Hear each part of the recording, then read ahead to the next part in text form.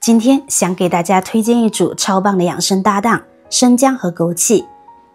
这两样都是生活中常见的食材，可搭配在一起后，功效真挺不一般。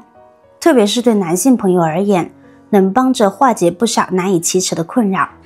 我先生亲身试过，效果确实很明显，所以急着把这个好方法分享出来。大家好，欢迎来到美食彩味，真心劝大家也试试看。处理生姜时，先用少许清水把姜皮浸湿，接着撒上一小撮食用盐，然后用指腹在生姜表面细细揉搓。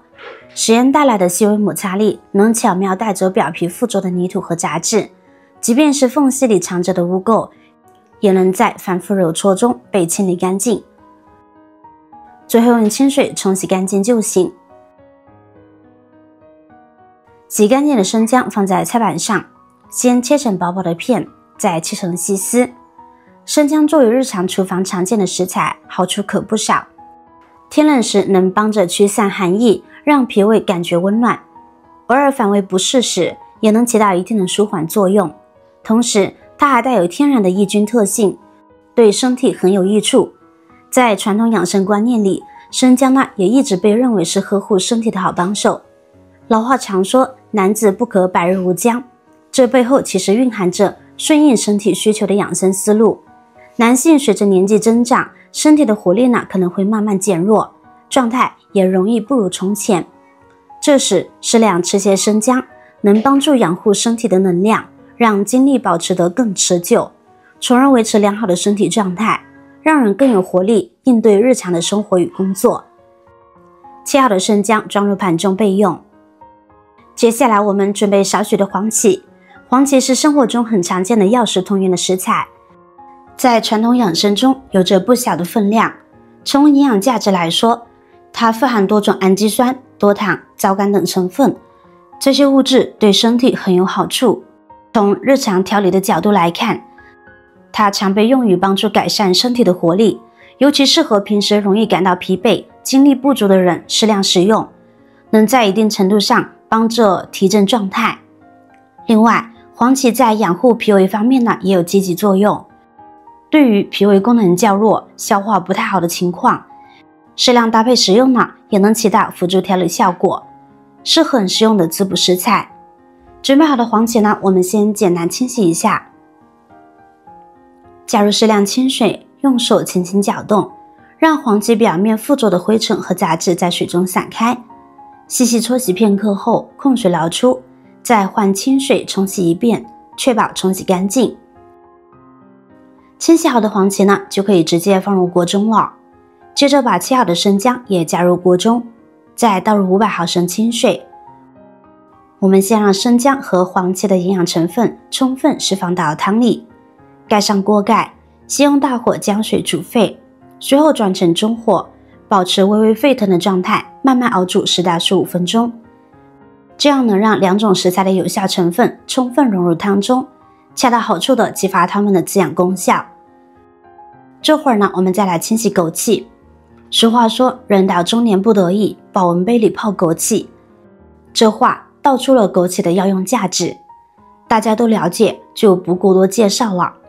枸杞作为常见的滋补食材，日常多生长在干燥通风的环境中，晾晒和运输过程中难免会沾染一些浮尘和细微杂质，尤其是表面的褶皱里容易藏污纳垢。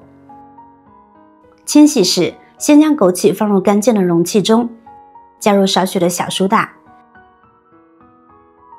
再倒入适量清水没过枸杞，用手轻轻抓洗片刻。小苏打能帮助吸附枸杞表面褶皱里的细微杂质，同时轻轻搓洗既能去除灰尘，又不会过度损伤枸杞表皮。洗好后控水捞出，装入盘中备用。此时黄芪姜汤已经熬得差不多了，汤色呈浓郁的姜黄色，散发着独特的香气，说明食材的营养已经充分融入汤中。若不喜欢黄芪和姜渣的口感，可用漏勺将细碎的姜块和黄芪渣捞出。它们已释放完自身的价值，直接处理即可，丝毫不会影响它的美味与滋补。接着往锅里打入4个笨鸡蛋，用勺子轻轻放入，这样鸡蛋更容易成型。鸡蛋被誉为营养宝库，富含蛋白质、维生素、钙以及多种微量元素，能很好的补益身体，提供能量。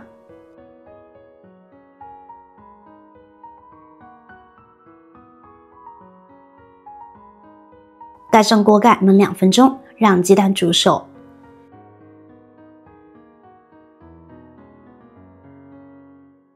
接下来就该放入洗干净、颗粒饱满的枸杞了。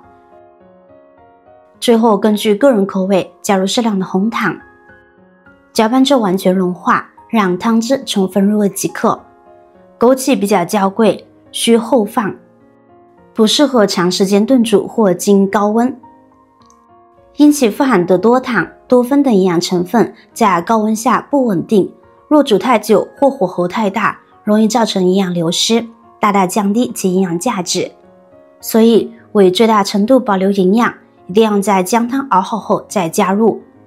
放入枸杞后，立刻将火调至最小档，让枸杞在温暖的汤里慢慢浸润，既能让味道与姜汤完美融合，又能稳稳留住营养。枸杞、生姜和黄芪都是药食同源的常见食材，搭配鸡蛋后，滋补效果直接翻倍。这道养生汤美味又滋养，堪称平民滋补品，每天花10分钟就能轻松做好。入秋时节，早上出门前喝上一碗，一整天身体都是暖暖的，充满活力。这些看似不搭边的食材，搭配起来作用却很强大，性价比高，实用价值足，而且喝了不用担心长胖，特别适合日常滋补。另外，手脚冰凉的朋友呢，也很适合喝这道汤。生姜有发汗解表的功效，对风寒感冒呢有一定的益处。冬天容易手脚冰凉的朋友，不妨给自己和家人做一碗，做法简单又实用。好了，方法就是这么简单，赶紧准备食材动手试试吧。相信这道暖心又滋补的汤品会给你带来惊喜。今天的分享就到这里啦，要是觉得内容对你有帮助，别忘了点赞转发给身边的朋友，让更多人能学会这份实用的养生小方。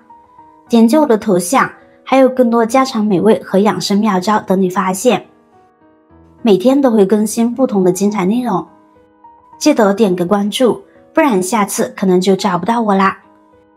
感谢大家的收看和支持，我是瑶瑶，咱们下期视频不见不散哦。